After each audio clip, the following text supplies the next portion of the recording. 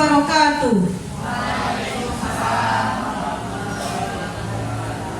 Di acara diseminasi budaya positif oleh Ibu Hildawati SPD, calon guru penggerak Angkatan 9 dari UPT SMP Negeri 1 Tambang, Kabupaten Kampar, Provinsi Riau, tanggal 26 Oktober 2023.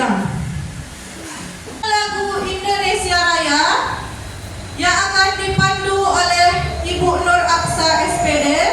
Kepada Ibu kami persilahkan. Hiduplah Indonesia Raya 34. Indonesia tanah airku. Baik, melangkah kita ke acara berikutnya, yaitu kata sambutan dari Kepala Sekolah UPT SMP Negeri 1 Tambang, yang dalam hal ini langsung disampaikan oleh Ibu Kepala Sekolah. Kepada Ibu dipersilahkan. Beliau peroleh dalam masa pendidikan guru penggerak ini. Semoga di antara kita besok ada yang mengikuti jejaknya, yang bertambah. Semakin banyak guru penggerak di sekolah kita ini, tentu sekolah kita semakin maju. Selanjutnya, pembacaan doa yang akan disampaikan oleh Bapak Naprizal SAG. Kepada Bapak dipersilahkan. Wa sahbihi ajmain. Allahumma ighfir lana dzunubana wa liwalidayna warhamhuma kama rabbayana shaghira wa li jami'il mu'minina wal mu'minat muslimina wal muslimat bi rahmatika ya arhamar rahimin. Ya Allah ya Rahman, pada pagi yang berbahagia ini ya Allah, kami segenap keluarga besar UPT SMP Negeri 1 Tambang ya Allah mengadakan suatu kegiatan dalam rangka guru penggerak dengan topik diseminasi budaya positif. Salah seorang guru kami, Ibu Hildawati SPD. Mudah-mudahan beliau sukses dari awal hingga akhir.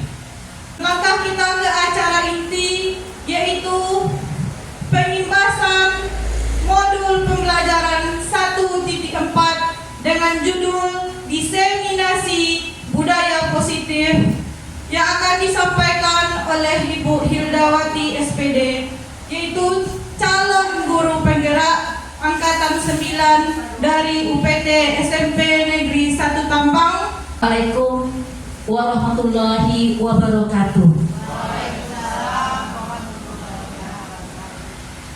Yang terhormat Kepala UPT SMP Negeri 1 Tambang, yang sama-sama kita hormati Bapak Ibu Wakil Kepala Labor dan Kepala Perpustakaan, yang kami banggakan rekan-rekan sejawat kami yang sudah berkenan hadir meluangkan waktu untuk acara pengimbasan diseminasi budaya positif di SMP Negeri 1 Tambang ini. Ibu yang kami muliakan, izinkan kami berdiri di depan Bapak Ibu bukan berarti kami lebih, karena kebetulan kami ada tugas pengimbasan untuk modul 1.4. Dalam hal ini kami juga memberi semangat kepada Bapak Ibu yang muda, karena banyak sekali yang bisa kita peroleh dari pendidikan guru penggerak ini. Paling tidak banyak ilmu untuk meningkatkan kompetensi kita. Dan itu tangan saya atau tangan Bapak Ibu. Dalam tangan itu ada sesuatu yang berharga. Seandainya saya yang di posisi tangan tersebut, lalu Bapak Ibu memaksa saya membuka kepalan tangan saya, apakah itu berharga bagi saya? Bagaimanapun upaya Bapak Ibu menyuruh saya buka kepalan tangan, saya tidak akan mau. Lalu bisa saya merasa, umpamanya Pak Sek suruh saya buka, ada kepentingan Pak Sek di tangan saya, kemudian memang diambil, saya membuka tangan tersebut. Kira-kira siapa yang memegang kendali Bapak Ibu untuk terbukanya kepalan tangan tersebut? Siapa Bapak Ibu? Iya, kita sendiri. Lalu bagaimana dengan siswa kita Bapak Ibu? Kita ibaratkan siswa kita itu sebagai orang yang memegang sesuatu yang punya kekuatan. Lalu kita memaksakan sesuatu, kita mengontrol siswa kita. andaikan siswa tidak mau berbuat, tidak ada nalurinya untuk membuka kepalan tangannya, sekuat apapun kita memaksa, tidak akan bisa. Karena menurut teori kontrol, ilusi itu adalah hal yang tidak benar.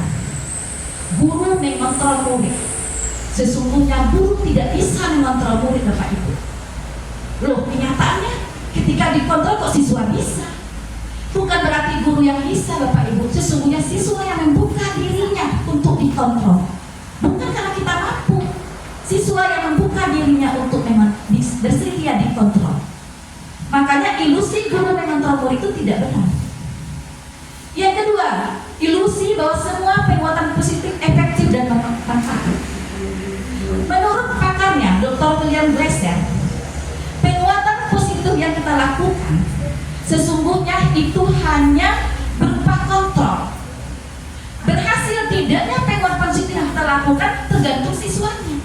Kita kuatkan siswa dengan penguatan positif, lalu dia tidak membuka kepalan tangannya, tidak akan berhasil, Bapak Ibu. Pertama saya berpijak dari ini, Bapak Ibu, filosofi Ki Hajar Dewantara. Kita tahu Ki Hajar Dewantara adalah tokoh pendidikan nasional. Betapa sampai hari ini beliau begitu diagungkan, meskipun sudah tidak ada, apapun prakarsa beliau sampai sekarang masih dipakai. Apa prakarsa beliau, Bapak Ibu? Sekolah itu ibarat taman bagi siswa. Itu menurut beliau. Kita para guru adalah petani, dan siswa itu adalah bibit-bibit yang akan tumbuh. Nah, di tangan kita lah bibit itu dikondisikan tumbuh. Kita cari kebutuhan apa yang diperlukan oleh siswa kita. Apakah butuh pupuk, apakah butuh air, butuh sinar. Kita yang mencari kebutuhan apa, sehingga dengan menuntut mereka bisa tumbuh dengan baik. Namun seperti apa tuntunannya, seperti apa di lapangannya, barangkali nanti itu PR bagi kita semua. Lalu bicara budaya positif, apa yang terpikir oleh kita, Bapak Ibu? Kalau bicara budaya positif, barangkali terpikir apa, Bu Emiti?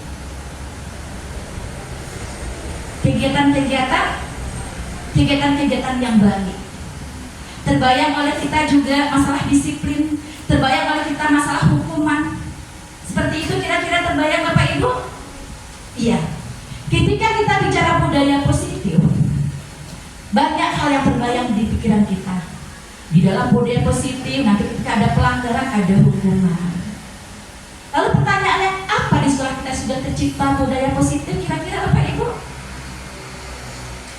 Mohon jawabannya, Bapak Ibu. Ada mikrofon, Pak Ma, silakan Pak Ma. Pakai mikrofonnya, Pak. Sudah tercipta budaya positif di sekolah kita? Pakai mikrofonnya boleh, Pak? Mungkin sudah berjalan sebagian. Sudah berjalan sebagian. Bu Benariza, barangkali bisa? Menurut saya juga sudah berjalan budaya positif yang ada di sekolah kita, karena setiap pelanggaran yang dilakukan si anak, kita sudah memberikan salah satu poin ataupun sanksi bagi anak supaya dia tidak melakukan lagi, dan memberikan nasihat-nasihat supaya menjadi masukan bagi anak supaya tidak melakukan kesalahan yang berikutnya. Terima kasih. Barangkali Bu Emiti bisa berpendapat?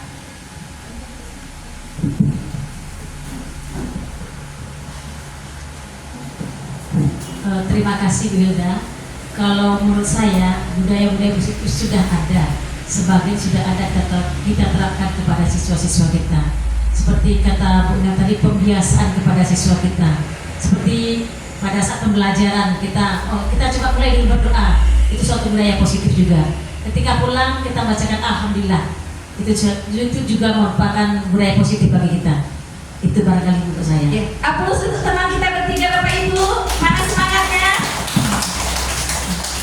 Baik, Bapak Ibu, benar sekali bahwasanya budaya positif sudah ada di sekolah kita. Umpamanya untuk meningkatkan keimanan dan ketakwaan, kita sudah melaksanakan budaya positif, sholat berjemaah. Seperti senyum, salam, sopan, santun juga kita lakukan. Itu juga budaya positif. Jadi sudah banyak yang kita lakukan budaya positif di sekolah kita. Lalu apa itu budaya positif? sekolah, yaitu nilai dan kebiasaan di sekolah yang berpihak pada murid, agar mereka dapat berkembang menjadi pribadi yang kritis, berhormat, dan bertanggung jawab sesuai dengan profil pelajar Pancasila. Nah, dalam budaya positif ada beberapa hal. Yang pertama, disiplin positif, nilai-nilai kebajikan, teori motivasi, hukuman dan penghargaan. Barangkali nanti akan saya jelaskan satu persatu. Saya menerima ini 3 minggu Bapak Ibu dalam waktu 1 jam, mungkin tidak banyak yang tersampaikan. Yang penting poin-poinnya saya jelaskan. Mendengar kata disiplin, apa yang terbayang di benak kita? Pasti yang terbayang oleh benak kita adalah peraturan yang mengikat. Lalu hukuman untuk yang tidak dilaksanakan, pasti itu yang terbayang di benak kita. Sesungguhnya disiplin itu bukan demikian Bapak Ibu. Disiplin itu artinya adalah belajar. Kebanyakan orang akan menghubungkan kata disiplin dengan tata tertib, kepatuhan, peraturan, juga kadang menghubungkan dengan hukuman. Tapi sesungguhnya tidak. Disiplin itu adalah belajar bagaimana kita menciptakan, menumbuhkan nilai-nilai universal yang ada pada murid. Nah, apa itu nilai-nilai kebajikan? Kita sering mendengar siswa dituntut untuk beriman, bertakwa kepada Tuhan Yang Maha Esa. Itu nilai kebajikan. Lalu harus mandiri, seperti yang ada pada profil pelajar Pancasila.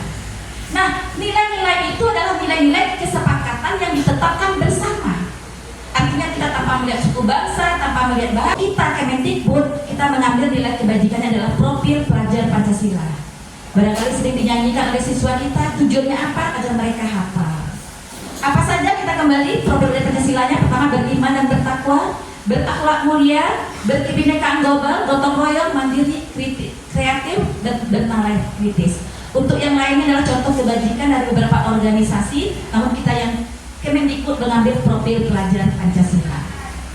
Di sana juga nampak nilai kebajikan itu seperti sopan santun, kreatif, semangat, kedermawan, itu semua juga nilai kebajikan. Semua sudah terkapel dalam profil pelajar Pancasila. Terus yang penting kita ketahui apa Bapak Ibu? Teori motivasi perilaku manusia. Sekarang saya ada pertanyaan pemantik. Sebagai seorang guru, saat Bapak Ibu dan saya sendiri hadir tepat waktu, motivasi apakah yang mendasari tindakan kita? Di antara kita pasti akan berbagai jawabannya. Saya termotivasi datang cepat karena takut kepala sekolah nanti memanggil. Saya datang cepat agar dapat pujian dari kepala sekolah. Saya datang cepat karena memang saya ingin datang cepat. Saya ingin memberikan teladan kepada kawan, kepada anak-anak. Jadi berbagai macam ragam jawaban kita. Lalu kita perlu pahami apa sebenarnya motivasi perilaku manusia. Ini sudah saya jelaskan tadi. Tujuan kita datang cepat, ada yang ingin takut ditegur, ada yang ingin dapat pujian, ada yang ingin memang motivasi dari dalam diri untuk beri keteladanan kepada kawan-kawan dan siswa. Teori motivasi perilaku manusia ada 3 Bapak Ibu. Pertama, untuk menghindari ketidaknyamanan. Apa yang akan terjadi apabila saya tidak melakukannya? Sering seperti itu. Siswa datang cepat pagi-pagi, menghindari tidak nyaman juga kadang. Kadang ada tidak dari hatinya, tapi mereka takut dapat hukuman datang cepat. Lalu guru datang cepat, takut nanti kepala sekolah marah. Nah, itu merupakan motivasi, dan motivasi yang berasal dari luar. Maka dikatakan motivasi eksternal. Berarti ada dampak kepala sekolah itu marah dengan kehadiran kita? Ada. Itulah motivasi eksternal. Makanya perlu kontrol dari atas bagaimana disiplin itu berjalan. Termasuk kontrol kita guru terhadap siswa. Meski kita tahu tadi kan posisi kontrol tidak berlaku, Bu Hilda. Tidak berlaku, orang-orang bisa dikontrol, tapi akan ada terbuka kontrolnya berjalan. Kan ada saya tak mau dikontrol oleh kepala sekolah. Tetapi kenapa ketika kepala sekolah mengkondisi saya begini saya nurut? Karena saya membuka diri, kontrol saya. Jadi meski bukan dari hati saya, paling tidak sudah ada perubahan, meskipun itu karena dorongan dari luar. Yang kedua, motivasi yang berikutnya adalah motivasi karena imbalan atau penghargaan. Apa yang akan saya dapatkan apabila saya melakukannya? Sering belajar di kelas, siswa disuruh maju. Lalu mereka maju karena kadang-kadang kita menyediakan hadiah. Ayo siapa yang maju, yang berani, Bu berikan ini. Kita sediakan umpamanya roll atau pena. Baru pun mereka maju. Berarti mereka maju karena memang karena imbalan kita. Atau kita sebagai guru, disiplin. Nanti di akhir akan diumumkan guru yang teladan. Itu karena motivasi kita apa? Berbuat karena dia nanti saya pas akhir saya dapat jadi teladan. Nah itu motivasi yang berasal dari luar. Yang ketiga adalah karena memang kita berbuat, kita menghargai diri sendiri. Saya akan menjadi orang yang seperti apa bila saya melakukannya. Inilah dikatakan motivasi internal, motivasi dari dalam diri kita. Nah yang susah bagaimana Bapak Ibu? Bagaimana mengumpulkan motivasi yang datang dari dalam, baik untuk kita guru maupun untuk siswa kita. Lalu kita masuk hukuman, konsekuensi, dan restitusi. Kalau untuk hukuman sering kita dengar, konsekuensi sering kita dengar, restitusi ini ilmu baru bagi saya. Mungkin juga bagi Bapak Ibu, atau ada sebagian yang sudah dengar. Ada 3 kategori. Ada yang dikatakan hukuman. Hukuman itu adalah sesuatu yang menyakitkan harus terjadi. Sementara kalau konsekuensi sesuatu yang harus terjadi. Kita tinggalkan dulu restitusi, kita bahas perbedaan yang dua. Kalau hukuman itu Bapak Ibu tidak memberikan dampak positif, dia memberikan dampak negatif. Kalau Bapak Ibu laksanakan hukuman, percayalah, tidak memberikan dampak positif. Mereka dihukum, mereka sadar saat itu, besok mereka pasti ulang lagi ketika Bapak Ibu tidak ada. Saya bisa contohkan ke siswa, mereka kelas 72 ada yang nakal, saya hukum. Mereka takut ketika saya ada, tidak ada saya mereka ulang Bapak Ibu. Begitu juga dengan kita. Jadi artinya apa? Hukuman itu tidak membawa dampak positif, maka diterangkan di bawah. Hukuman itu negatif. Apa yang jadi rincian hukuman? Sesuatu itu menyakitkan, lalu tidak nyaman untuk murid. Kenapa tidak nyaman untuk murid? Karena kita menghukum, kira-kira pikiran menghukumnya sudah disepakati tidak Bapak Ibu? Tidak. Tidak pakai sepatu. Ayo sepatunya dibuka, lepas. Kamu tidak usah pakai sepatu. Itu kebijakan kita aja. Tidak kita sepakati dengan murid. Akan beda dengan konsekuensi. Kalau konsekuensi itu sudah kita sepakati dengan murid. Artinya murid merasa nyaman untuk jangka pendek, lalu korban merasa untuk hukuman mereka tidak nyaman. Tapi untuk konsekuensi karena sudah disepakati bersama, mereka akan nyaman. Seperti apa saya contoh Bapak Ibu? Umpamanya Ibu Yuni ngajarkan olahraga, lalu ketika siswa terlambat, Ibu Yuni bikin konsekuensi ke siswa. Andai kamu terlambat sampai 10 menit, nanti kamu harus lari keliling lapangan dan ganti keterlambatan tadi. Karena apa? Tadi dia kan tidak melakukan olahraga awalnya. Jadi itu bukan dikasih tahu ke siswanya. Jadi mereka tahu kalau melakukan ini sanksinya. Tapi kalau hukuman kan sepihak, apa yang terasa di kepala guru itu disampaikan ke siswa. Sehingga siswa kadang tidak tahu. Macam-macam daya kita Bapak Ibu. Kadang ada anak yang melanggar dengan suara kuat, kita menghabis segala macam. Ada juga yang gaya lain, macam-macam gaya. Jelas menghukum itu tidak bagus. Kadang kita pada guru termasuk saya, kadang kita kan punya emosi, tidak ada sabarnya. Jadi sekarang kita sudah tahu bagaimana hukum itu tidak baik.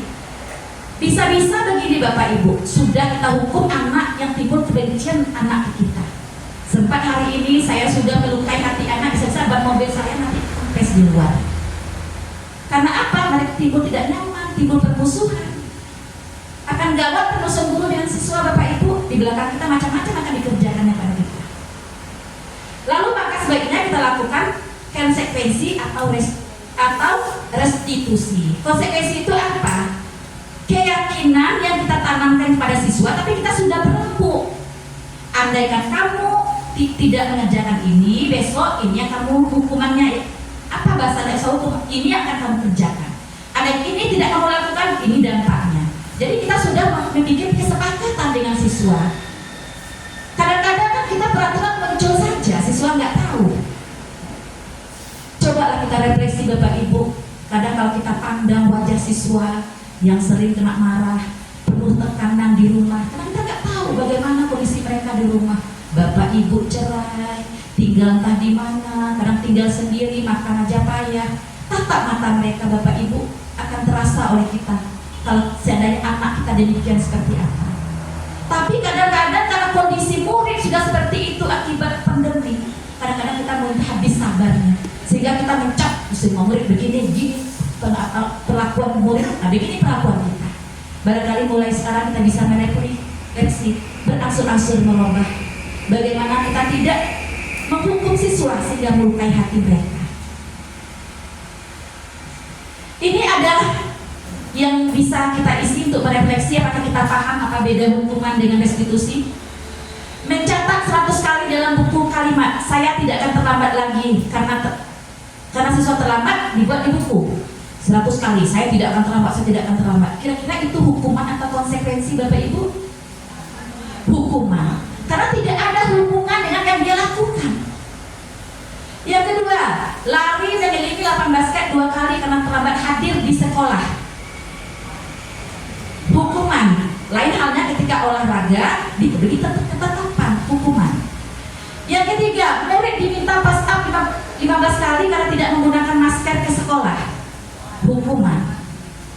Mengganti kertas tugas teman yang telah dicoret-coret. Konsekuensi. Karena mereka sudah mencoret, mereka berkewajiban mengganti. Jadi ada korelasinya. Lalu, membersihkan tumpahan air di meja tulis karena tersenggol pada saat belajar. Konsekuensi, sudah menumpahkan, bersihkan kembali. Lalu, murid disuruh untuk mengenakan sepatu seharian di sekolah karena tidak mengenakan sepatu hitam. Maksudnya disuruh tidak mengenakan sepatu. Karena mereka melanggar aturan, ambil sepatunya, biarkan mereka kaki ayam sampai pulang. Hukuman? Iya, hukuman. Lari mengelilingi lapangan basket karena terlambat 10 menit untuk dalam PJOK. Bisa jadi konsekuensi karena memang gurunya membuat konsekuensi seperti itu. Ini jawabannya Bapak Ibu. Ternyata Bapak Ibu sudah memahami, ini kuncinya. Jadi kita sudah paham apa beda hukuman dengan konsekuensi. Hukuman biasanya bersifat sepihak dan tidak berupa kesepakatan, tidak berkaitan dengan kesalahan yang dilakukan siswa. Dia nggak pakai sepatu, malah disuruh kaki ayam. Dia nggak bikin PR, disuruh pegang kuping agak kaki sebelah. Ada hubungan Bapak Ibu? Tidak ada. Tidak ada korelasinya. Kadang-kadang kita dan saya juga melakukan. Konsekuensi berupa kegiatan untuk menggantikan yang hilang karena kesalahan. Kegiatan yang dilakukan sebagai konsekuensi sangat terkait dengan sesuatu yang hilang karena kesalahan. Seperti tadi, menumpahkan air, konsekuensinya bersihkan. Program disiplin positif disebut sebagai restitusi. Tadi ada istilah restitusi. Restitusi itu adalah proses menciptakan kondisi bagi murid untuk memperbaiki kesalahan sehingga mereka bisa kembali pada kelompok mereka dengan karakter yang lebih kuat. Maka nanti ada namanya program restitusi. Seperti apa program restitusi nanti akan kita lihat Bapak Ibu. Lalu hukuman tadi sifatnya perlu saya pertajam agar kita lebih paham. Hukuman sifatnya tidak terencana, tiba-tiba. Sementara konsekuensi itu terencana, berupa kesepakatan, sudah dibahas, sudah disetujui oleh guru dan murid. Seperti Bu Bet, ada siswa yang lambat masuk, nanti Bu Bet pernah Bu Bet bikin di buku, ditandatangani oleh semua anak. Kita lambat masuk 1 kali, bikin perjanjian, sampai 3 kali panggil orang tua, itu kan konsekuensi. Berarti mereka tahu akibat mereka mengerjakan ini yang akan mereka dapatkan. Lalu arahnya, kalau untuk hukuman, satu arah dari pihak guru saja. Kalau untuk konsekuensi, umumnya dibuat bersama guru dan murid. Lalu untuk bentuknya, hukuman itu bisa fisik, kadang tanpa sadar, siswa bercarut, tangan kita main saja begitu, itu fisik. Ada juga hukuman yang berupa tamparan tapi bukan fisik, tapi dengan bahasa verbal. Kita lukai hati mereka dengan bahasa kita. Kamu begini, anak siapa ini, macam-macam bahasa. Padahal itu di depan kawannya melukai hati mereka. Itu lebih tajam dari tamparan yang kita lakukan Bapak Ibu. Lalu kenyamanan, hukuman tidak berikan kenyamanan pada murid, tapi konsekuensi bisa nyaman. namun jangkanya jangka pendek. Lalu untuk keterukuran, hukuman tidak terukur, tapi konsekuensi bisa terukur. Seperti tadi, 3 kali lakukan, ini lagi yang dilakukan, sehingga bisa terukur. Itu beda hukuman dan konsekuensi.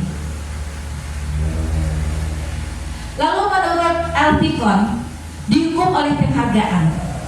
Saat kita berulang kali menjanjikan hadiah kepada anak-anak agar berperilaku bertanggung jawab, atau kepada seorang murid agar belajar sesuatu yang baru, atau kepada karyawan untuk melakukan pekerjaan berkualitas, sesungguhnya kita sedang berasumsi bahwa mereka tidak mampu melakukan. Kira-kira seperti ini Bapak Ibu. Ada siswa yang kita punya anak sendiri lah. Kita menaruh harapan tapi kita sebutkan, kamu begini, kamu begini. Padahal anak itu sudah berbuat, tapi kita yakinkan, lakukan lah, nanti ibu janjikan. Ini sekarang kita tidak percaya mereka mampu berbuat. Itu menurut akarnya. Nah, kenapa penghargaan tidak efektif? Suatu penghargaan adalah suatu benda atau peristiwa yang diinginkan, yang dibuat dengan persyaratan. Hanya jika Anda melakukan ini, maka Anda mendapatkan penghargaan yang diinginkan. Jika saya mengharapkan suatu penghargaan dan tidak mendapatkannya, maka saya akan kecewa dan berkecil hati. Jika kita berisilah suatu penghargaan untuk melakukan sesuatu, maka kita harus terus-menerus melakukan. Bisa penghargaan itu tidak ada, mereka tidak berbuat lagi. Penghargaan juga merusak hubungan Bapak Ibu. Kenapa saya katakan merusak hubungan? Ini saya contohkan saja. Kemarin kita rapat, lalu andai kan Bu Rusna menyebutkan, saya sudah supervisi Bapak Ibu, saya sebutkan yang juaranya ya. Pertama Ibu Hildawati. Itu merusak hubungan. Bapak Ibu di belakang akan ngomongin saya, apa hebatnya Bu Hildawati, nomor 1 pula kata Bu Rusna. Ngajaknya gitu-gitu juga. Nah, sehingga rusak hubungan saya dengan kawan-kawan, rusak karena pujian dari Bu Rusna tadi. Mestinya kalau Bu Rusna memuji saya, panggil Bu Rusna, Bu Hilda hebat. Besok tingkatkan ya, bilang jalan di depan orang sana. Kalau ini bagaimana penghargaan itu tidak merusak hubungan. Lalu penghargaan itu juga memberikan efek ke saya. Dengan dikatakan saya bagus, saya tersisa. Bagaimana menciptakan bagus itu terus, sementara kondisi saya tidak selalu fit. Sesungguhnya penghargaan itu juga penyiksaan. Dapat juara saya, harus saya pertahankan. Di satu sisi kadang kondisi dan segala macam tidak memungkinkan untuk saya mempertahankan. Lalu seperti kata-kata penghargaan itu menghukum yang barusan saya jelaskan. Lalu ada namanya keyakinan keras. Bapak Ibu, kenapa namanya keyakinan keras? Saya mulai dari sini Bapak Ibu. Kita punya peraturan di sekolah, sudah ditetapkan dan disosialisasikan kepada orang tua. Dan siswa juga tahu. Ketika kita membuat peraturan itu, siapa yang membuat Bapak Ibu? Peraturan sekolah siapa yang membuat? Iya, sekolah yang membuat. Orang tua murid hanya diberitahu, siswa hanya diberitahu. Nah, bagaimana upaya kita agar peraturan sekolah itu bisa berjalan? Barangkali kita selipkan dengan yang namanya keyakinan kelas. Barangkali kalau Ibu berkunjung ke sekolah-sekolah yang sudah agak bagus, di setiap kelasnya itu pasti ada terpampang keyakinan kelas. Artinya apa yang diyakini oleh semua warga yang ada di kelas. Nah, keyakinan itu dulunya dikatakan tata tertib. Sekarang kenapa tidak boleh kita sebutkan tata tertib? Karena tata tertib itu seakan-akan berjalan sepihak. Kita guru yang ngasih tahu, kamu kelas 72 harus bersih kelasnya. Tidak boleh terlambat. Tidak boleh berserak.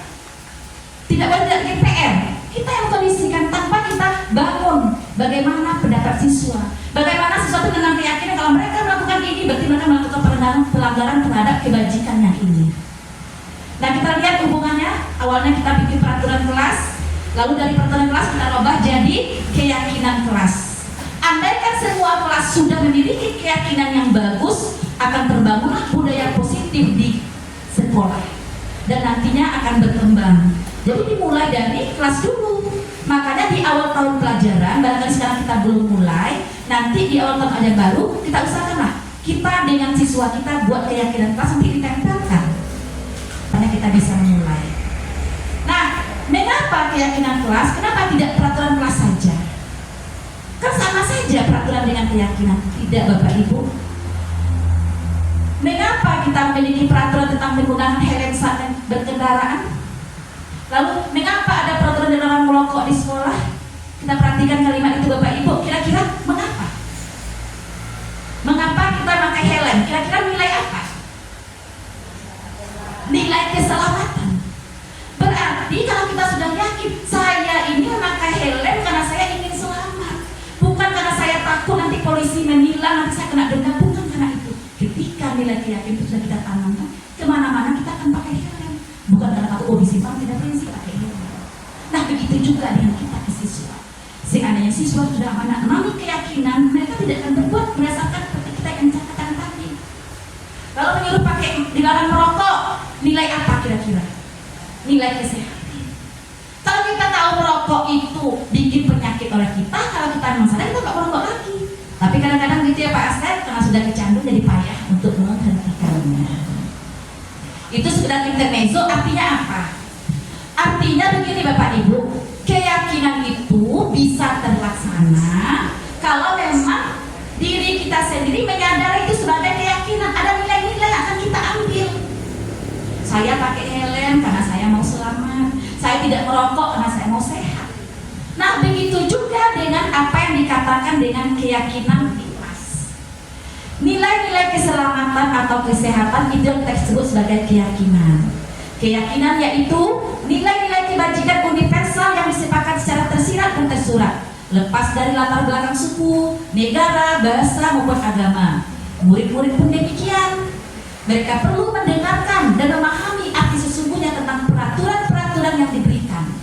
Apa nilai-nilai yang dibalik peraturan tersebut? Apa tujuan utamanya?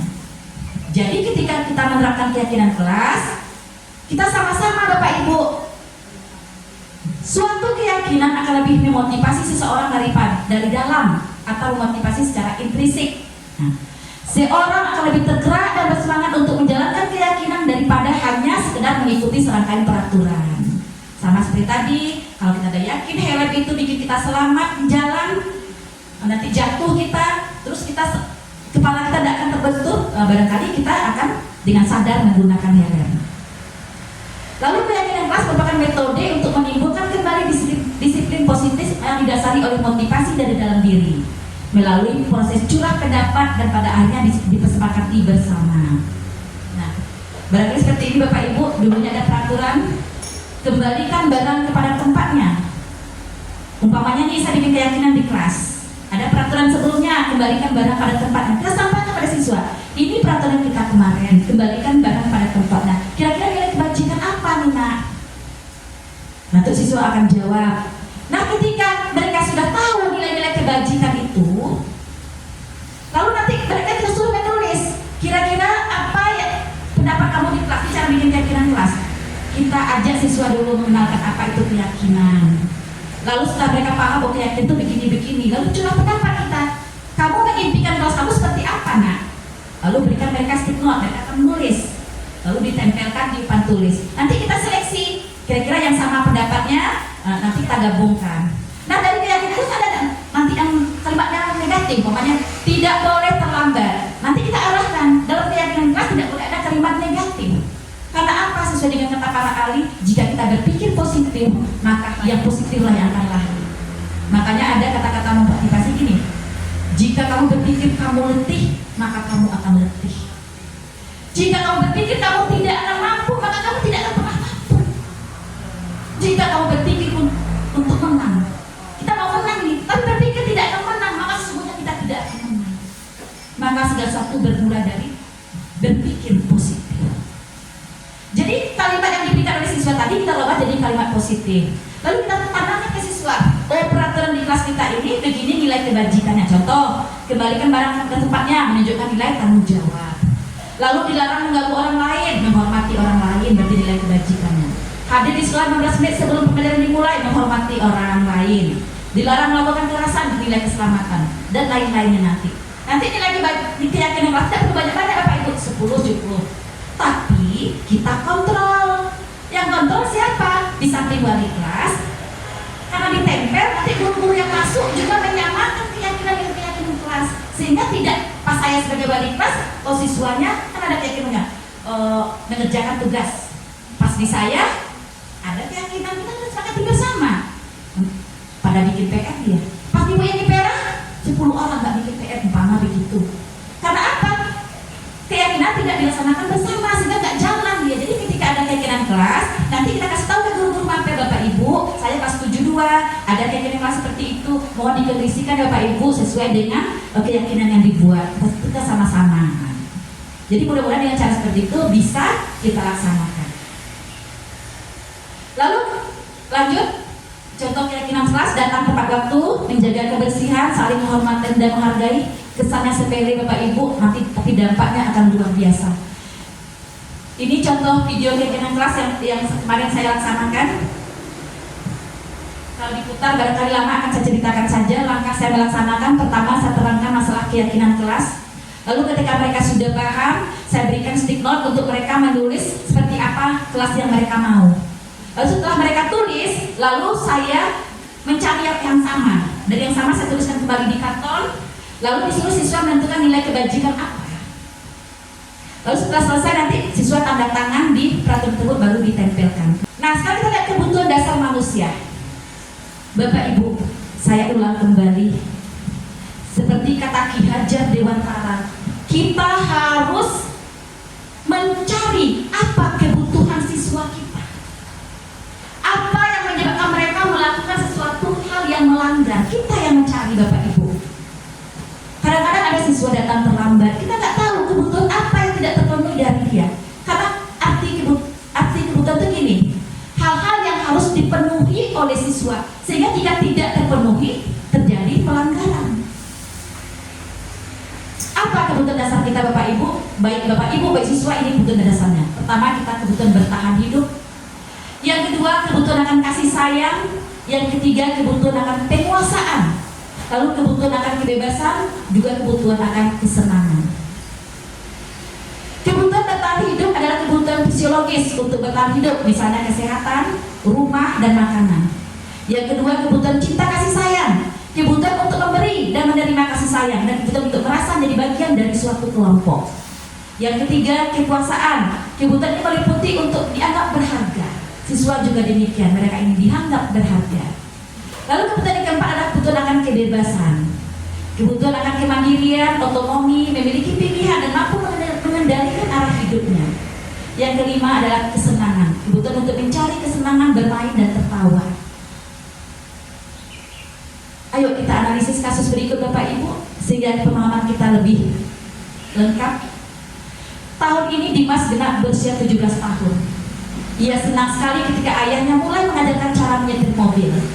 Setiap akhir pekan dia berlatih menyetir. Ia terlihat senang sekali berlatih sampai akhirnya dia bisa menyetir mobil dengan baik dan lancar. Ketika ibunya bertanya pada Dimas, apa yang buat dia ingin menyetir mobil? Dimas menjawab. Ketika jawaban Dimas adalah seperti ini, kebutuhan apa yang dia penuhi? Dia menjawab begini, aku merasa bangga dan keren. Kira-kira kebutuhan apa Bapak Ibu? Tadi ada kebutuhan bertahan hidup, kebutuhan akan kesenangan, ingin diakui. Kita kunci dulu. Yang kedua, biar bisa jalan-jalan naik mobil sama temanku. Kesenangan kita kunci dulu. Menyetir mobil itu seru. Ya, kita lihat kuncinya. Aku merasa bangga dan keren. Dia ingin ada kekuasaan dari kawan-kawan. Dia ingin merasa hebat. Dia berkuasa, diakui. Lalu bisa jalan-jalan, kasih sayang. Karena dia sama-sama teman-temannya. Lalu yang ketiga, menyetir mobil itu seru. Kebutuhan akan kesenangan. Pertanyaannya, apa yang terjadi apabila salah satu atau beberapa kebutuhan dasar anak tidak terpenuhi? Ini yang terjadi Bapak Ibu. Kita tahu kebutuhan tadi 5. Andai ada kebutuhan tidak terpenuhi, maka yang akan terjadi adalah seperti kasus ini. Seperti ketika latihan drum band yang dibina oleh Bu Ia, siswa selalu diajarkan membawa bekal. Agus setelah orang siswa selalu meminta secara paksa pada temannya. Terbayang Bapak Ibu, acara drum band bawa nasi dari rumahnya nggak Bu Absah. Lalu ada satu siswa yang setiap kali drum band dia mengambil bekal temannya dengan paksa. Lalu kita marah begitu saja. Padahal kita tahu 5 kebutuhan mereka Bapak Ibu. Kira-kira mengapa mereka berbuat begitu? Ada nggak kita menggali begitu? Karena kita gini aja, kami punya teman, nggak dikasih aja sama orang tua kamu, maka dengan emosi yang tinggi. Nah, mestinya tidak begitu. Itu yang kami akan menuntut menurut Ki Hajar. Kita gali apa yang betul tidak terpenuhi.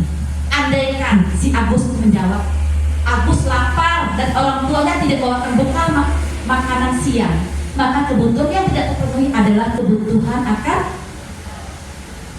kebutuhan hidup tadi.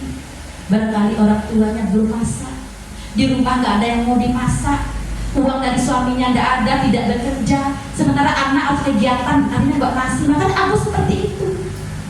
Kalau kita kaji, kita dalami, sedih kita Bapak Ibu kalau itu jawabannya. Kalau pernah kita bertanya seperti itu, siswa dengan curah hati mengungkapkan kepada kita, karena siswa tak mau mengungkapkan begitu, karena kita sudah keras dulu dari awal. Bagaimana dia mengungkapkan dengan, oh saya tak begini, cobalah kita dekati. Ini saya mengatakan bukan berarti saya sudah melakukan, kita sama Bapak Ibu, untuk saya juga ini, saya menyampaikan. Yang kedua, andaikan Agus itu berbuat karena teman Agus jadi perhatian Agus. Oh berarti dalam ini dia berbuat bukan karena dia tak punya uang, cuma dia iseng mau jadi perhatian teman. Dan dia tidak terpenuhi adalah kebutuhan yang kedua. Iya, butuh akan penghargaan. Yang ketiga, kalau Agus itu menjawab, dia merasa hebat karena temannya jadi takut dan menuruti keinginannya, berarti kekuasaan. Dia merasa hebat di antara teman-temannya. Nah, ketika kita tahu kebutuhan, baru kita tahu solusinya. Kita nggak tahu apa yang dia butuhkan, apa sebab dia begitu, maka kita nggak tahu solusinya.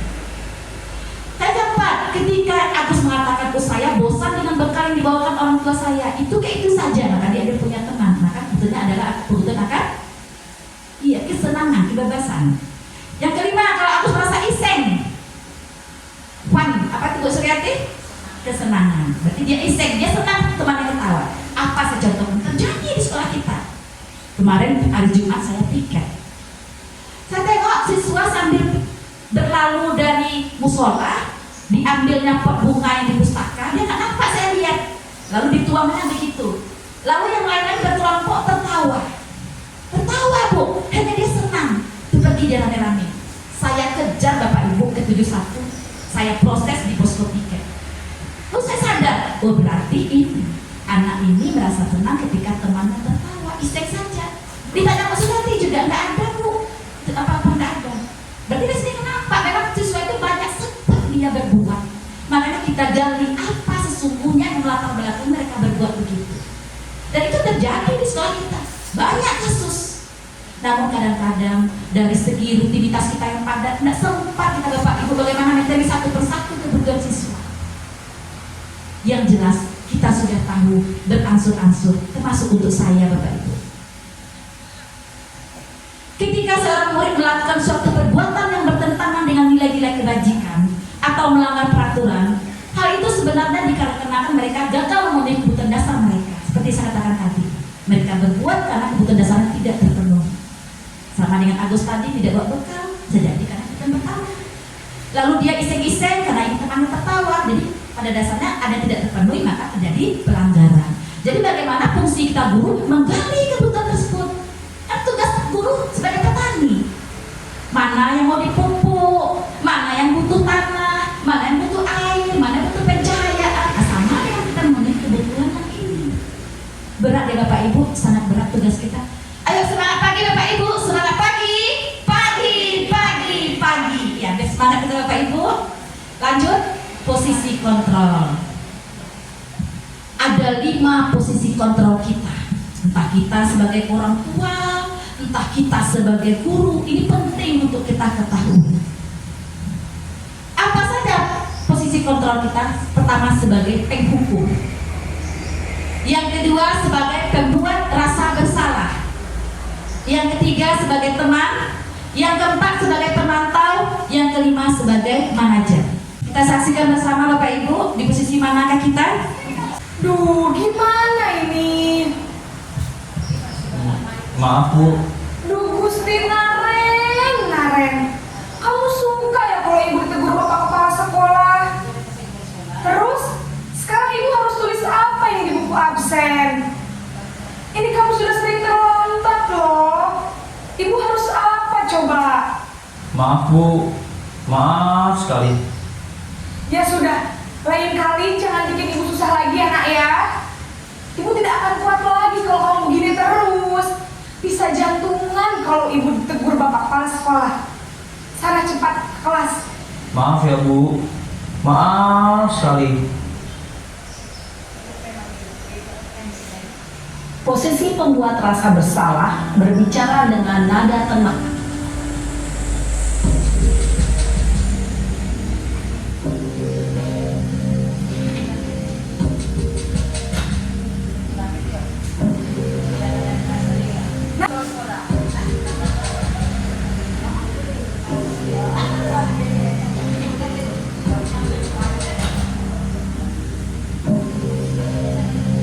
Naren!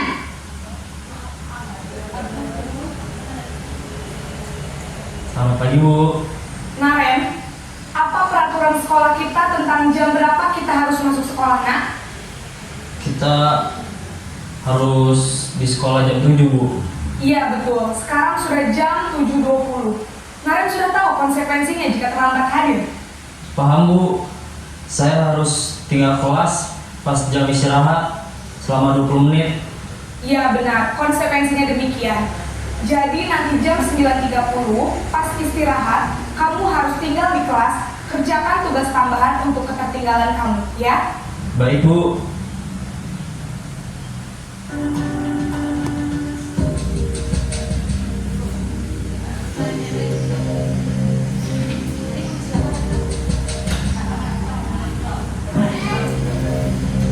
Naren!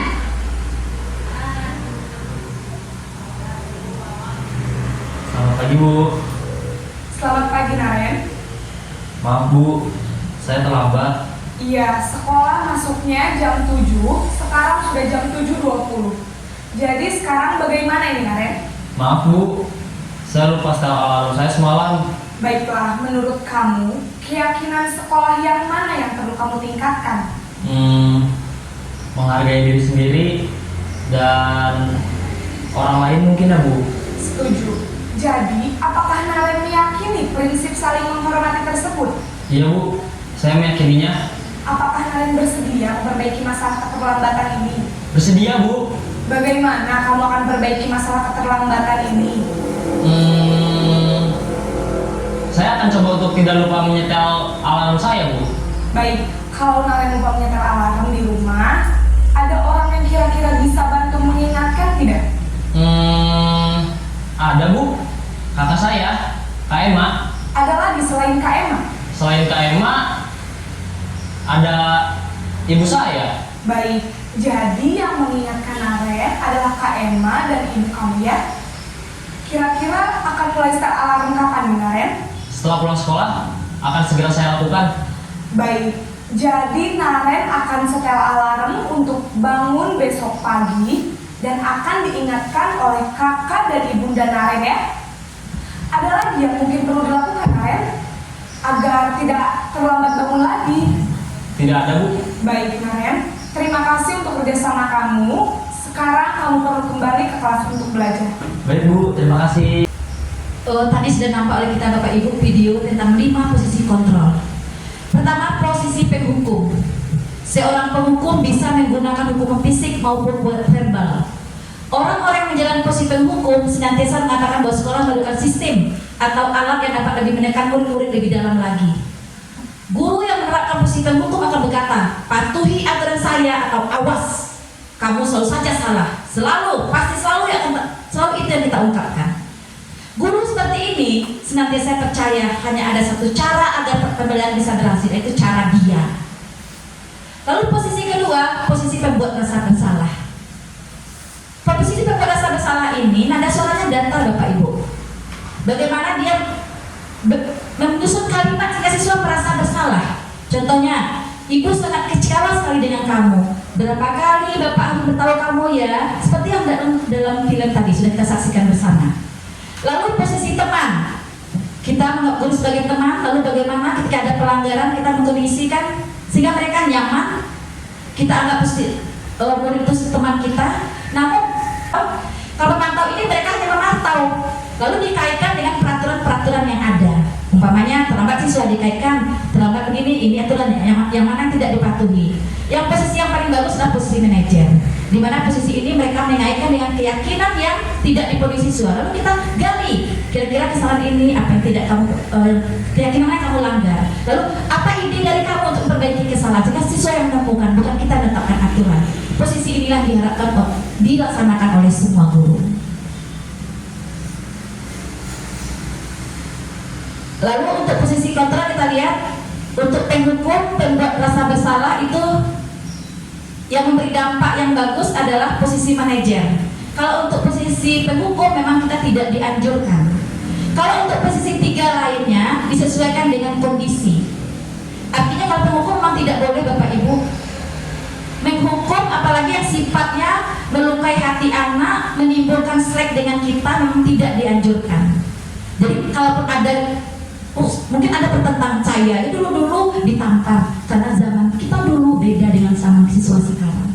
Dulu ketika kita dengan tamparan kuat, tidak ada kita benci dengan guru. Anak-anak sekarang dibilang gini dikit ya, sampai-sampai nanti ban model kita kempes. Nah itulah tipenya. Makanya kan atas kejadian utara tuh anak itu dituntut sesuai dengan kodrat alam dan kodrat zaman. Sekarang zamannya anak kita begitu, maka tuntutlah sesuai dengan zamannya. Tidak bisa diterapkan dengan cara kita dulu terapkan dengan cara. Dulu pakai rotan, nah sekarang tidak bisa lagi pakai rotan. Nanti melawan dia Bu. Kita coba dengan anak kita di rumah. Dengan kasar kita, dengan marah melenting dia Bapak Ibu. Jauh dia dari kita. Tapi ketika dia ada kesalahan, lalu dekati, tuntun dengan kasih sayang, curhat dia dengan kita gini, sehingga menimbulkan rasa kedekatan.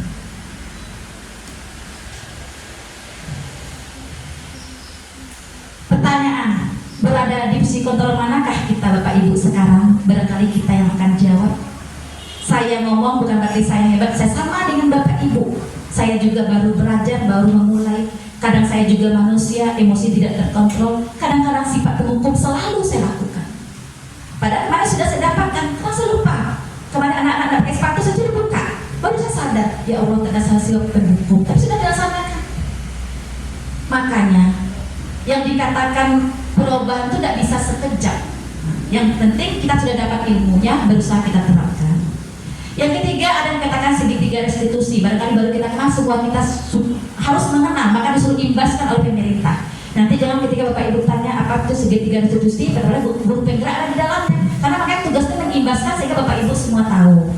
Segitiga restitusi itu adalah salah satu bentuk segitiga yang di dalamnya dapat cara-cara kita memfasilitasi siswa sehingga ketika siswa bermasalah kita terapkan posisi ini. Dia ada 3 cara, yaitu menstabilkan identitas, yang kedua validasi tindakan yang salah, yang ketiga menanyakan keyakinan. Itu prosesnya. Lalu selanjutnya, restitusi adalah proses menciptakan kondisi bagi murid untuk memperbaiki kesalahan mereka sehingga mereka bisa kembali ke kelompok mereka dengan karakter yang lebih kuat. Segitiga restitusi adalah sebuah tahapan untuk memudahkan para guru dan orang tua dalam melakukan proses untuk menjadikan anaknya untuk melakukan restitusi. Tahapannya pertama menstabilkan identitas, lalu validasi tindakan yang salah, lalu menanyakan keyakinan. Dalam menstabilkan identitas, barangkali ini bisa langsung ke contohnya. Ini ada satu pelanggaran di sekolah. Ini saya ngambil contohnya, bukan saya ketik ya Bapak Ibu. Memang di tugas itu ada nama itu. Lalu itu kalau kurang jelas dari belakang dan apa? Ante dan Dino sedang bermain bersama di lapangan basket dan tiba-tiba terlibat dalam sebuah pertengkaran adu mulut. Dino pun jadi emosi dan mengadakan kontak fisik, menarik kemeja Anto dengan kasar sampai 3 kancingnya terlepas. Pada saat itu guru piket langsung melerai mereka dan bawa mereka ke ruang kepala sekolah.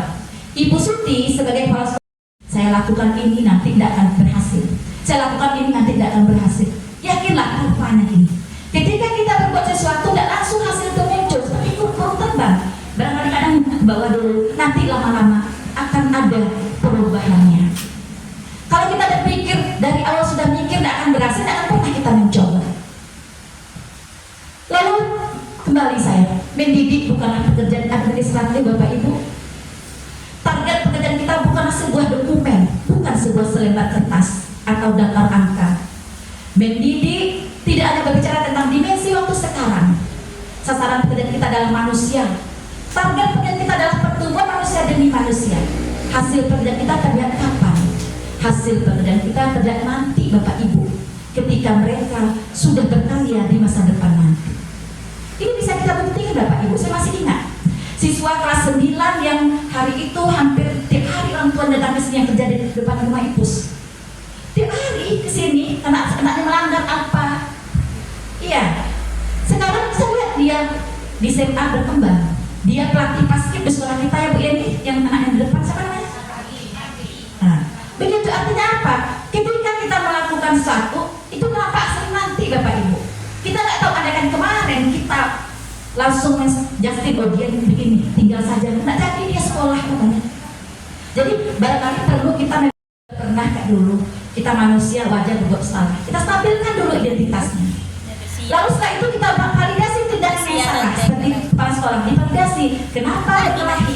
Lalu kepala sekolah menanyakan, ya kenapa yang kamu langgar? Lalu diberikan solusi. Solusi dari anak itu sendiri. Ketika bajunya robek, dikasih solusi. Apa kira-kira?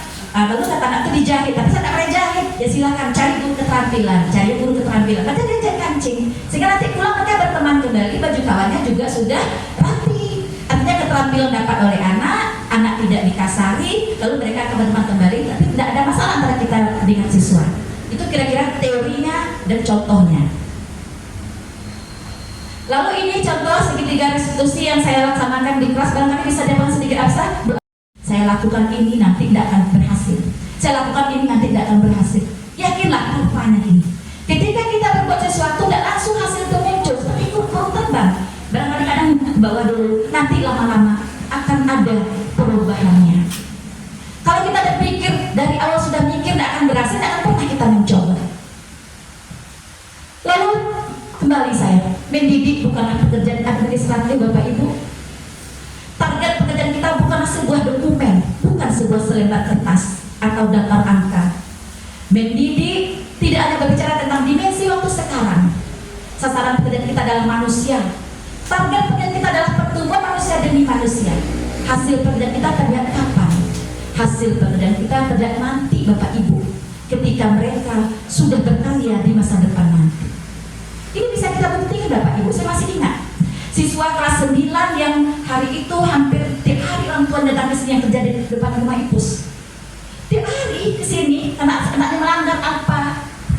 Iya. Sekarang saya lihat dia di SMA berkembang. Dia pelatih basket di sekolah kita ya Bu Yeni, yang anak yang di depan siapa namanya? Nah, begitu artinya apa?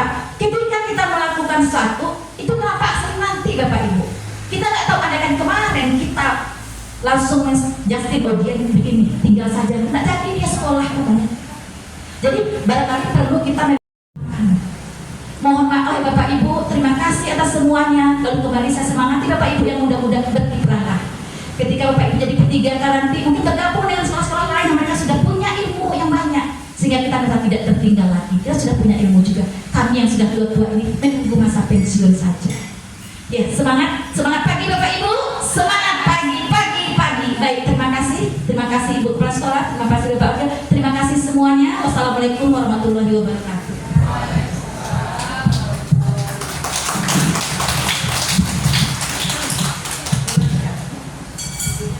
Pernah kayak dulu, kita manusia wajar berbuat salah. Kita stabilkan dulu identitasnya. Lalu setelah itu kita validasi tindakan yang salah. Seperti kepala sekolah divalidasi, kenapa berkelahi? Lalu kepala sekolah menanyakan, ya kenapa yang kamu langgar? Lalu diberikan solusi. Solusi dari anak itu sendiri. Ketika bajunya robek, dikasih solusi. Apa kira-kira? Lalu kata anak itu dijahit, tapi saya tidak pernah jahit. Ya silakan cari guru keterampilan, Nanti dia jadi kancing. Sehingga nanti pulang mereka berteman kembali, baju kawannya juga sudah rapi. Artinya keterampilan dapat oleh anak tidak dikasari, lalu mereka akan berteman kembali, tapi tidak ada masalah antara kita dengan siswa. Itu kira-kira teorinya dan contohnya. Lalu ini contoh segitiga restitusi yang saya laksanakan di kelas, barangkali bisa diapakan sedikit absen.